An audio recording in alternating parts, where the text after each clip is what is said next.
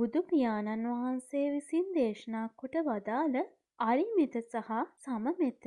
බුදුන් වහන්සේ දේශනා කොට වදාළ ආර්ය මෙත්තානුස්සතිය අද වෙනකොට අර්ථ විපරිතකරණයට ලක් වෙලා තියෙන හැටි පසුගිය කලාපයෙන් යම් පමණකට විග්‍රහ කළා. එහිදී ගිහි කල තම තමන්ට ජාතව උපන් දරුවා තමන් ළඟ දමලා මව ගිය වෙලාවේදීත් ඒ දිහා ඇහැ ඇරලවත් නොබැලීම ගැන බුදුන් වහන්සේ භික්ෂූන් වහන්සේ නමකට ප්‍රශංසා කරපු අවස්ථාවක් ගැනත් සඳහන් කළා. කුද්දක නිකාය 1:138 පිටුව සංග්‍රාමජිත් සූත්‍රය.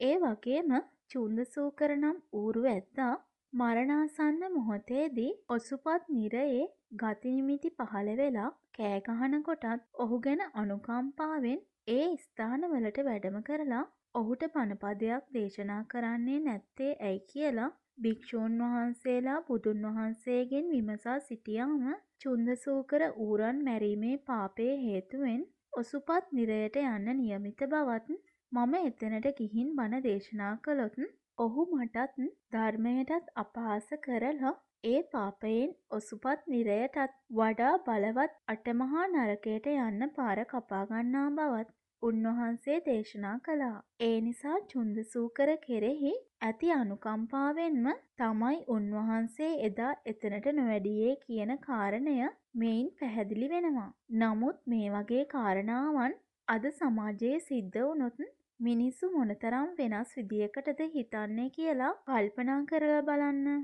හැබැයි බුදුන් වහන්සේ එදා තුන්කල් නුවණින් යමක් දැක්ක නිසායි ඒ විදියට ප්‍රකාශ කළෙත් ක්‍රියා කළෙත්. ඒ වගේම එදා බුදුරජාණන් වහන්සේට දානේ විදියට මස් මාංශ පූජා කරපු අවස්ථාත් උන්වහන්සේ ඒවා වළඳපු අවස්ථාත් පෙළ දහම් පොත්වල ඕනෑතරම් සඳහන් වෙනවා. නමුත් එදා උන්වහන්සේ වැළඳුවේ වැටී ගිය මස එහෙම නැතිනම් පාංශුකූල හෙවත් පවත්ත මාංශය මිසක් අද වගේ අසාධාරණ විදියට සතුන් කපලා කොටලා මරා සකස් කරගත්ත මාංශ නොවන බවත් පැහැදිලිව තේරුම් ගන්න ඕන. පාංශුකූල මාංශය ගැන වැඩිදුර විස්තර සඳහා හෙළබොදු පියුම 9, 10, 11 කලාප බලන්න. විවිධ සතුන් මරා සකස් කරගත්ත දාණය යහපත් විදියට සකස් කරගත්ත දානයක් නොවන නිසා බුද්ධ ආදී උතුමයන් ඊට සහභාගී වෙන්නේ නෑ කියලයි උන්වහන්සේ දේශනා කළේ. මේ කාරණය නොදන්නා ඇතැම් උදවිය චුන්ද කර්මාර පුත්‍රයා බුදුන් වහන්සේට දීලා තියෙන්නේ හතු වර්ගයක්. මෙත්සිත වඩමින් ලෝක සත්වයාට කරුණාවන්ත වූ බුදුන් වහන්සේ මස් මාංශ අනුභව කළයි කියන එක වෙන්න පුළුවන්ද? අපි නම් මලකුණු කනවා තියා කට හරියවත් තියන්නේ නෑ. මේ ආදී වශයෙන් විවිධ මත ප්‍රකාශ කරනවා. මස් මාංශ ජරාව කියලා පිළිකුල් කරලා අප්‍රිය ගතිය පෙන්වනවා. මතක් කළොත් මුහුණත් ඇද වෙනවා. නමුත් බුදුන් වහන්සේ මස් මාංශ ප්‍රණීත ආහාර කොටසට වැටෙන බවත් දේශනා කරලා සප්ත ප්‍රණීතවලට ඇතුළත් කරලා තියෙනවා. ඒ නිසා සප්ත ප්‍රණීතයෙන් දන් දෙන්න කියලාත් දේශනා කරලා තියෙනවා. හැබැයි ඒ කලින් කිව්වා වගේ පවත්ත මාංශය මිසක් අසාධාරණ විදියට සකස් කරපු මසක් ගැන නෙවෙයි මේ කියන්නේ. අසාධාරණයෙන් සකස් කරපු පවත්ත නොවන මස් මාංශයක් දන් දීමට හෝ ඒවා වැළඳීමට හෝ බුදුන් වහන්සේ කිසිවිටකත් අනුදැන වදාළේ නෑ. අංගුත්තර නිකායේ එන සීහ සූත්‍රයේ කුර ඇති සතෙකුගේ මල සිරුරක් ගෙනත් ඒ මසින් දුන්න දානයක් ගැන සඳහන් වෙනවා. ඒ කියන්නේ පවත්ත මාංශයක්. ඒ නිසා ප්‍රසිද්ධියට පත් වෙලා තියෙන චුන්ද කර්මාර පුත්‍රයාගේ දානය ගැන විතරක් හිතුමතේ අදහස් ප්‍රකාශ කරන්න යෑම භයානක බවත් තේරුම් ගන්න ඕන. යමෙක් ශාසනයට ලැබෙන ප්‍රණීතය වළක්වනවද ප්‍රණීතය සංගවාගෙන රූක්ෂය කටුක නීරස දන් දෙනවද ඒ අයට ඇටසැකිල්ලක් වාගේ ප්‍රේත අත්බැව් ලබන්න හේතුවන පාපයක් වන බවත් දේශනා කරලා තියෙන බව සිහි කළ යුතුයි. මවක් තමන්ගේ එකම පුතා පණ වගේ රැකගනිමින් මෙත් වඩනවා වගේ සියලු සත්වයින්ට මෙත් වැඩිය යුතු බවට කරපු දේශනාව අර්ථ වැටහෙනවා නම් තේරුම් ගන්න පුළුවන්. ඊට පෙර බුදුන් වහන්සේගේ මෙත්සිත මොන වගේද කියලා පැහැදිලි කරගනිමු. සංයුක්ත නිකාය 1:226 පිටුව මාර දූත සූත්‍රය. මම ප්‍රිය ස්වරූප ඇති මధుර ස්වරූප ඇති ක්ලේශ සේනාව දිහා හුදකලාව ධාන්‍ය කරමින් අභිමතාර්ථයේ පැමිණීම ඌද හර්ද ශාන්තිය ඌද රහත් ඵල සුවය අවබෝධ කළෙමි. එබැවින් මහජනයන් සමග මිත්‍රත්වය නොකරමි. කිසිවෙකු හා මාගේ මිත්‍රත්වයක්ද නොසැපයේ. මනා වීර වූ තථාගතයෝ සද්ධර්මයෙන් සත්වයන් එතෙර කරත් නුවණැතියන් ධර්මයෙන් එතෙර කරන කල්හි කවර ඊර්ෂ්‍යාවක්ද? මේ තමයි තණ්හා මාර දුවගේ ප්‍රශ්නයට බුදුන් වහන්සේ දුන්න පිළිතුර. අංගුත්තර නිකාය 1 369 පිටුව. සක්ක සූත්‍රය. සක්ක යක්ෂයා අනුන්ට අනුශාසනා කෙරෙහි යන යමක් වේද සියලු තැන්හි ප්‍රහීන වූ කෙලෙස් ගැට ඇති වෙසෙසින් මිදුණා වූ තොපට එය නොමැනවි. බුදුන් වහන්සේ එම්බා සක්ක යම්කිසි කාරණාවකින් සන්වාස හෙවත් මිත්‍ර ධර්මය හටගනීද සුප්‍රාණ යහපත් වන්නා වූ මනා නුවණැති තෙමේ එයට සිතින් අනුකම්පා කරන්නට නොනිසී. එහෙත් පහන් සිතින් සසර එතරවීම ප්‍රධාන කොට අනුන්ට අනුශාසනා කරයි යන යමක් වේද එයින් බැඳීමක් හෙවත් චන්දරාගයෙන් යුත් මිත්‍ර බවක් නොවේ. එය අනුකම්පාවයි. එයම කරුණාවයි. මේ පෙන් වූ පෙළදහම අනුව ශ්‍රී මුක බුද්ධ දේශනාව විදිහට පෙන්වා තියෙන ශාසනයේ අනුකම්පාවත් කරුණාවත් තේරුම් ගන්න ඕන. නිරෝගී වෙත්වා කියලා හිතන පතනකොට කය නිරෝගී බවට මොහොතක් හෝ ප්‍රඥා කිරීම ඒ කියන්නේ Taman නිරෝගී කිසිම ලෙඩක් නැහැ කියලා ප්‍රකාශ කිරීම මෝඩ වැඩක් බවත් කළ යුත්තේ නම් සිත නිරෝගී කිරීම බවත් ඒ සඳහා පංචස්කන්ධය පිළිබඳව තතු දැනගෙන ඇල්ම අත්හැරිය යුතු බවත් එතකොට දුක් දොම්නස් උපායාස ආදී සියල්ලෙන් මිදෙන බවත් සංයුක්ත නිකායේ 3 වෙනි පිටුවේ එන නකුලපිතු සූත්‍රයේ විස්තර කරලා තියෙනවා. මේ අනුව නිවන් දැකීමෙන් ලැබෙන හිත පිරිසුදු බව, නිරෝගී බව, නිදුක් බව විදියට බුද්ධ ශාසනයේ පෙන්වා තියෙන හැටි තේරුම් ගන්න ඕන. දැන් මේ කරුණු අනුව ඒතන ඇල්ම බැඳීම ඇති කර ගනිමින් මනුෂ්‍යයෝ අතර පවතින මිත්‍ර බව බුද්ධ දේශිත මිත්‍ර බව නොවන බවත් පැහැදිලි. ඒ වගේම නිදුක් වෙන්න පැතීම කියන්නේ මනුෂ්‍යයෝ විසින් දුක කියලා සම්මත කරගත්ත දුක නැතිව සැපසේ වාසය කරන්න හිතීමට රුකුලක් දෙන අදහසක් නෙවෙයි. සංසාර දුක නැති වෙලා නිවන් දැකීමෙන් ලැබෙන නිදුක් බව ලෝකයාට ලැබෙන ලෙස පැතීම බවත් තේරුම් ගන්න ඕන.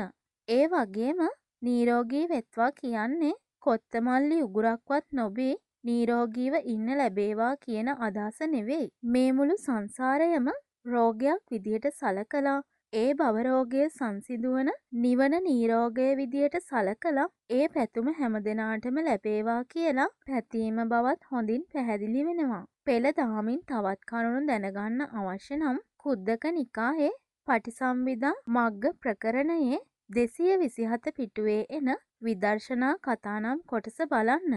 ඒ අදහස මෙහෙමයි. සංස්කාරයෝ දුක් විදියට හිතලා නිවන නිදුක් විදියට හිතලා සියලු සත්වයන් කෙරෙහි සංසාර දුකින් මිදලා නිර්වාණ නිදුක ලැබෙන්න පැතීම තමයි නියම ක්‍රමය. තමන්ට සංස්කාර දුක්සේ වැටහෙනවා නම් ඒක අනුලෝම ශාන්තිය. ලෝකේ අසාර බව වැටහීමෙන් ඇතිවන ශාන්තිය හෙවත් නිවනට අනුලෝම වීම ලබා දෙන බවත් නිවන නිදුක්සේ වැටහෙනවා නම් ඒක සම්්‍යක්ත න්‍යාමයට නිවනේ ශාන්තිය වැටහීම පමුණුවන බවත් පැහැදිලිව සඳහන් වෙනවා. නිරෝගය පැතීම කියන්නේ සංසාර රෝගයක් ලෙසත් නිවන නිරෝගයක් ලෙසත් අදහස් අරගෙන පැතීම. සියලු සත්වයන්ට සංසාර රෝගයෙන් මිදිලා නිවන නැමැති නිරෝගය වේවායි කියලා ආසිරි පැතීමෙන් තමන්ට සංසාරයේ රෝගයක් විදියට ආදීනව වැටහෙනවා. අනුලෝම ශාන්තිය ලැබෙනවා. නිවන නිරෝගයේ විදියට ආනිසංස වැටහෙනවා. සම්්‍යක්ත්ව න්‍යාමයට පත්වෙන්න හේතු වෙනවා. සුවපත් බව පැතීම කියන්නේ සංසාරයේ විපත් විදිහට දැකලා නිවන සුවපත් විදියට තේරුම් අරගෙන පැතීම. ඒ නිසා සුවපත් වෙත්වා කියලා ලෝකයාට ආසිරි පතනකොට සංසාරේ විපතින් මිදිලා නිවන් සුවයෙන් සුවපත් වේවා කියන අදහස ඇති කර ගන්න ඕන. සංසාරයේ විපත් විදියට දකිනකොට අනුලෝම ශාන්තිය ලැබෙන බවත් නිවන සුවපත් විදියට දකිනකොට සම්‍යක්ත්ව නියාමයට පත්වන බවත් බුදුන් වහන්සේ දේශනා කරලා තියෙනවා. මේ විදියට විදර්ශනා කතාවල පංචස්කන්ධයේ ආදීනව 40 ආකාරයකින් පෙන්වලා ආදීනව දැකීම නිසා අනුලෝම ශාන්තිය ලැබෙන බවත් ඒවායින් මිදීමේ ආනිසංස විදියට නිවන සිහි කිරීම සම්‍යක්ත්ව නියාමයට හෙවත් මාර්ග ඵලයන්ට පත්වන බවත් පෙන්වා තියෙනවා. මේ විදියට ආර්ය ශාසනයේ මෙත් වැඩිම වටහාගෙන කටයුතු කළොත් අද පවතින දෘෂ්ටිය නිසා ලබන්න බැරිව වැහිලා තියෙන නිවන් මඟ විවෘත වෙලා උතුම් නිවන් සාක්ෂාත් කරගන්න පුළුවන්කම ලැබෙනවා. මාතා යතා නියම් පුත්තන් ආයුසා ඒක පුත්ත මනුරක්කේ කියනකොට නියම ශාසනික අර්ථය මොකක්ද කියලා දැන් නුවණින් හිතලා බලන්න. ඒ කාරණය හොඳින් වටහා ගැනීම සඳහා පහත විස්තරයත් අධ්‍යයනය කරන්න. බුදුරජාණන් වහන්සේ විසින් අංගුලිමාල මහරහතන් වහන්සේ එක් අවස්ථාවක පිණ්ඩපාතේ වඩින වෙලාවක දරුවෙක් බිහි කරන්න අමාරු වෙච්ච එක ගැබිනි කාන්තාවක් වේදනාවෙන් කෑ ගහන හැටි අහලා බුදුන් වහන්සේ ළඟට ගිහින් ඒ ගැබිනියගේ අඳෝනාව සංවේග දනවන සුළු බව කියා සිටියා. එතකොට බුදුන් වහන්සේ ඔබ ගිහින් මේ විදියට සෙත් පතන්න කියලා පිරිත් දේශනා කළා. උපන්දා පටන් මම සත්ව හිංසාවක් නොකළෙමි. ප්‍රාණඝාතයක් නොකළෙමි. ඒ සත්‍ය බලයෙන් ගැබට සෙත් වේවා. දරුවාට සෙත් වේවා. මේ තමයි ඒ පිරිත.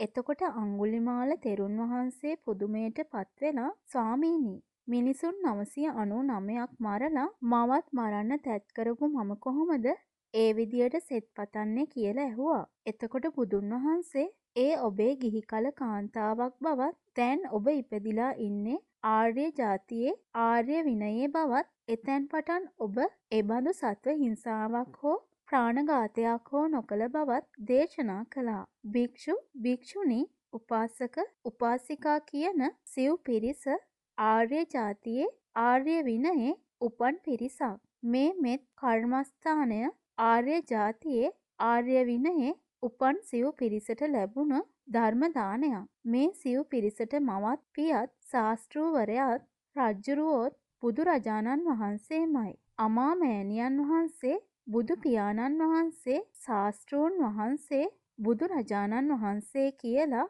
බොදුනුවන් උන්වහන්සේට ආමන්ත්‍රණය කරන්නේ ඒ නිසා.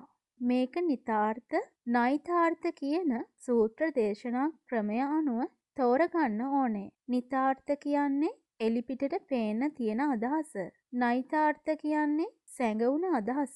උදාහරණ විදියට ගමන අවසන් කරන කල් නවතින්න එපා කියලා කිව්වොත් ඒකේ නිතාර්ථය තමයි යම්කිසි ලෝක සම්මත ස්ථානයක සිට තවත් ස්ථානයකට යන අතරතුර නොනවතී යන්න කියන එක. නමුත් ඒකේ නෛතාර්ථය තමයි සංසාර ගමන අවසන් කරන කල් ප්‍රතිපත්ති පිරීම නතර කරන්න එපා කියන එක. රහත් ඵලය ලැබපු උතුමන්ට බුදුරජාණන් වහන්සේ ආමන්ත්‍රණය කළේ මාගේ පුත්‍රයා කියන ප්‍රියවදනින්. සම්මත සංගත්වයේදී රහතන් වහන්සේට අනුකූල පිළිවෙත් තියෙන උතුමන් පවා පුත්‍ර නාමය ලබන්න සුදුසුයි. ශ්‍රේෂ්ඨ ගුණ තියෙන අය සෝවාන්, සකු르දාගාමි, අනාගාමි දරුවන් නමින් හඳුන්වනවා. ඒ තමයි බොදුනු දරුවෝ. බුදුන් වහන්සේ යමෙකුගේ මාර්ග පිළිවෙත කෙරෙහි සෑහීමකට, තෘප්තියකට පත්වෙන්නේ රහත් ඵලය අවබෝධ කළාම. එතකල් අවවාද අනුශාසනා කරනවා. වරද දුටු තැන පෙන්වා දෙනවා. දහම් කිරි දෙමින් පෝෂණය කරනවා. බුදු මෑණියන්ගේ එකම පුතා සංඝ නම් වෙනවා. සංඝත්වයේදී ભેද නැහැ. ඒ කීයයි. ගංගා 4ක ජලය මුහුදට එකතු වුණාම ඒ ගංගාවල ආකාරයන් හැරදමා එකම මුහුදු ජලය වෙනවා වගේ රහත් ඵලය ලබන සංඝත්වයේ පූර්ණ කළාම පුත්‍රයෝ කියලා කියන්න බෑ.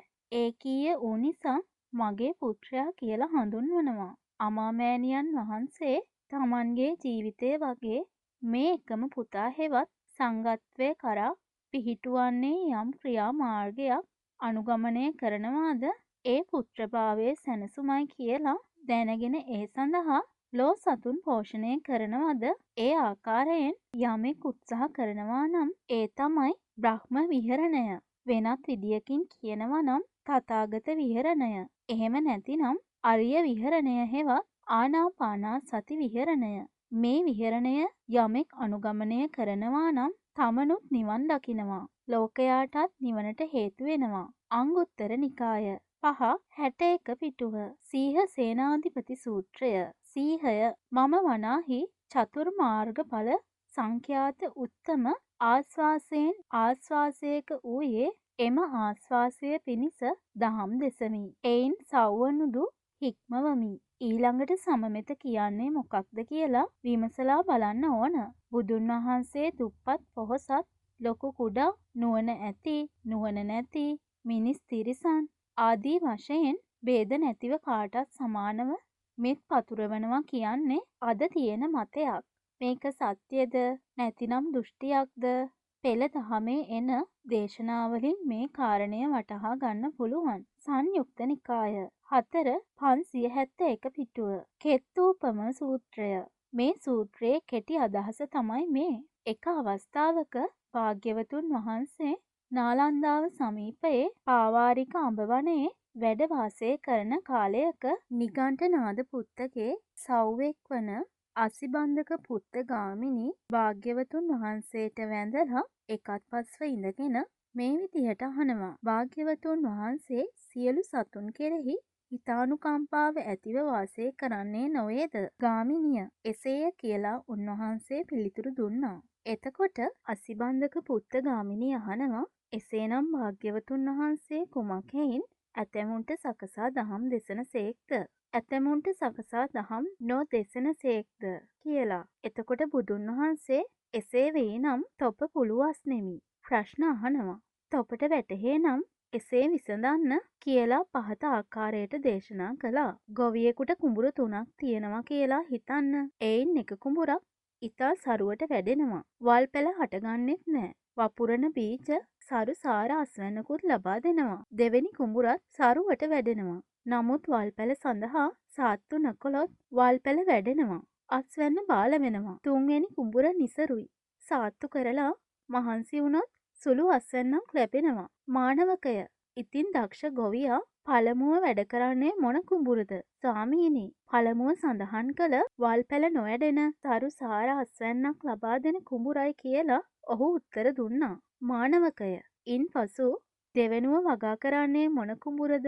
ස්වාමීනි, වල් පැල මර්ධනය කරලා අස්වැන්න ගන්න පුළුවන් දෙවෙනි කුඹුරයි කියලා පිළිතුරු දුන්නා. මානවකය, තවත් කාල වේලා තියෙනම් වැඩ කරන්නේ කීවෙනි කුඹුරද? ස්වාමීනි, නිසරු වූ නමුත් බොහොම මහන්සි වෙලා සාත්තු කරලා සුළු අස්වැන්නක් ගන්න පුළුවන් තුන්වන කුඹුර.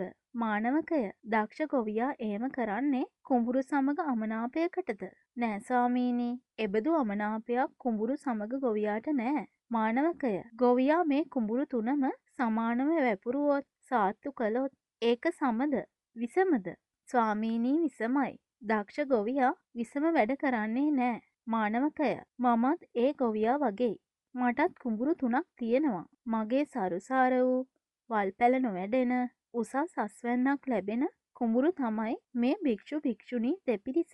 මාගේ දෙවෙනි කුඹුර තමයි උපාසක උපාසිකාවෝ. දුසිරිත් වලට ප්‍රතිකර්ම කරමින් දහම් බීජ වපුරලා පෝෂණය කළාම මගඵල අස්වැන්න ලැබෙනවා. මගේ තුන්වෙනි කුඹුර තමයි අන්‍ය වූ පරිබ්‍රාජක පිරිස්. දුසිරිත් වළක්වන්න ලැබුණු වේලාවක උපදෙස් දෙමින් දහම් බීජ වපුරලා පෝෂණය කරනවා. ඒකෙන් ඉතාසුළු අස්වැන්නක් ලැබෙනවා. මේ තුන් පිරිස සමග මගේ අමනාපයකුත් නෑ. ඉතින් මම මේ තුන් පිරිසට සමව දේශනා කළොත්, දහම් පෝෂණය කළොත් ඒ මග සමද විසමද? ස්වාමීනි, එහෙම සමව දේශනා කළොත්, දහම් පෝෂණය කළොත් විසම වෙනවා. සම වෙන්නේ නෑ. එතනදී උන්වහන්සේ තවත් උපමාවක් පෙන්වනවා. ගාමිණී, යම් පුරුෂයෙකුට දිය බඳුන් 3ක් තියෙනවා කියලා හිතන්න. එක දිය බඳුනක් සිදුරු රහිතයි. දිය වැగిරෙන්නේ නෑ. හිඳෙන්නේ නෑ. තවත් බඳුනක් සිදුරු රහිතයි. දිය වැగిරෙනවා. අනෙක් බඳුන සිදුරු සහිතයි. දිය වැగిරෙනවා. හිඳෙනවා. ඉතින් ඒ පුරුෂයා දිය බහාලුණු කැමැත්තේ නම් දිය බහලනවා නම් පළමුව බහලන්නේ මොන බඳුනේද? සාමීනි. පළමුවෙනි බඳුනේ. තවත් අවශ්‍ය නම් මොන බඳුනේද? සාමීනි. දෙවෙනි බඳුනේ. තවත් දිය ඉතිරි නම් මොන බඳුනේද? සාමීනි. තුන්වන බඳුනේ පුළුවන් පැත්තක යටත් පිරිසෙයින් යමක් සෝදා ගන්නවත් පුළුවන් වෙයි කියලා. ගාමිණිය. ඒ මනුස්සයා බඳුන් සමග අමනාපද? නෑ ස්වාමීනි. ගාමිණිය. සියල්ලටම සමානව දිය දැම්මොත් සමද විසමද? විසමයි ස්වාමීනි. මේ විදියට බුදුරජාණන් වහන්සේ ඔහුව දැනුවත් කරලා පස්සේ ස්වාමීනි අද පටන් මම තෙරුවන් සරණ ගිය උපාසකයෙක් විදියට දරාගන්න සේක්වා කියලා ඒ මානවයා බෞද්ධයෙක් වුණා. බුදුන් වහන්සේගේ සමමිත මොකක්ද කියලා මේ බුද්ධ දේශනාවෙන්ම දැන් තේරුම් ගන්න පුළුවන්. දහම් වටහා ගන්න බැරි මිනිස්සුන්ට සහ තිරිසනුන් ආදී සතුන්ට පතුරවපු සමමිතක් කොයින්ද? උන්වහන්සේට කිසිවෙක් සමග අනෙක් අයගේ වගේ මිත්‍ර බවක් තිබුණේ නෑ. මිත්‍ර බව තමයි ධර්ම දේශනාවෙන් සසුන් මග දෙන්න පුළුවන් අයට සසුන් මග දෙමින් කරන නියම ශාසනික සේවය. එතකොට උන්වහන්සේගේ සත්ව කරුණාව පෙන්වන්න කියලා උදාහරණ විදිහට පෙන්වන්න ගැරණියෙකුට හිංසා කරපු ළමයින්ට අවවාද දීම පිළිබඳ කතා පුවතක් සමහර පොත්වල සඳහන් වෙනවා. ඒ මොකක්ද? ඉහත කරුණු අනුව බලනකොට බුදුන් වහන්සේ කරුණාව දක්වලා තියෙන්නේ ගැරණියාට නෙවෙයි ළමයින්ට. ළමයින්ට දහම් දේශනා කරලා සුචරිතයට පත් කරපු බව තමයි ඒකෙන් පේන්නේ. ගැරණියා යන්න ගියා මිසක් ඌට දහම් දැනගන්න පුළුවන්කමක් තිබුණේ නෑ. හැබැයි සසර ගති අනුව හෝ තිරිසන්ව ඉපදුනත් පැහැදීම මාත්‍රයක් ලබන්න පුළුවන් නම් උන්වහන්සේ ඒ සඳහා පසුබට නොවි තිරිසනාගේ නමුත් අභිවෘද්ධියට කටයුතු කරපු අවස්ථා තියෙනවා. පාරිලෙය වනයේදී පළතුරු පිළිගන්වපු ඇතා සහ දඬුවැල් බෑ මීවදයක් පිළිගන්වපු වඳුරා ඒ විදිහට උන්වහන්සේගෙන් ආශිර්වාද ලබාගෙන සුගතිගාමී වෙච්ච සතුන්. ඉහත කරුණු සලකා බලනකොට ජේතවනාරාමේ පිටුපස ඌරන් මාරලා මස් විකුණමින් ජීවත් වෙච්ච චුන්ද සූකරට බණ දෙසන්න ගියේ නැති හැටි ඌරන්ගේ මරණයන් වළක්වන්න පියවර ගත්තේ නැති හැටි හේතු සහිතව පෙන්වන්න පුළුවන්. සත්තු ගෙනියන්නේ උන් පෙර කරපු පාප කර්මවල විපාක. උන් පෙර කරපු පව් විඳවන්නට බුදුන් වහන්සේ හෝ ශ්‍රාවකයන් වහන්සේලා හෝ මොනවා කරන්නද? කිසිවෙක් සමගවත් ඇලීම් බැඳීම් ඇති කරන්න හේතුවන හිතමිතුරුකම් පවත්වපු නැති උන්වහන්සේ නිදුක් සුව ලබන්න සුදුසු අයටත් යම් ගුණයකට පැමිණෙන්න පුළුවන් අයටත් ධර්මයේ දේශනා කරමින් මඟ පිළිපදින්න අකමැති ලෝසතුන් කෙරෙහි කරන්න පුළුවන් දෙයක් නැති බවත් කරපු පව් ගෙවමින් සසර කතරේ යන අනාථයන්ගේ පාප විපාක වළක්වන්න උත්සාහ කළාට සසරින් මිදීමක් නොවන බවත් දැනගෙන ඒ සතුන් කෙරෙහි උපේක්ෂාවට පත්වෙලා නිහඬ වෙමින් තමන්ගේ ශ්‍රාවකයන්ටත් දේශනා කළේ උන්වහන්සේ අනුගමනය කරලා නිවන් අවබෝධ කරගන්න කියලා. තුම්හෙහි කිංචං ආතප්පං අක්කාතරෝ තථාගතෝ. තථාගතයන් වහන්සේ මාර්ගය කියා දෙනවා හැර වෙන කුමක් කරන්නද? ඉතිරි කොටස ලබන කලාපයෙන් පූජ්‍යපාද වහරක අබේරතනාලංකාර තෙරුන් වහන්සේ විසින් යලි මතු කළ සැඟවුණු දහම් කරුණු ඇසුරෙන් සකස් කළේ නීතිඥ චන්දන සිරිවර්ධන.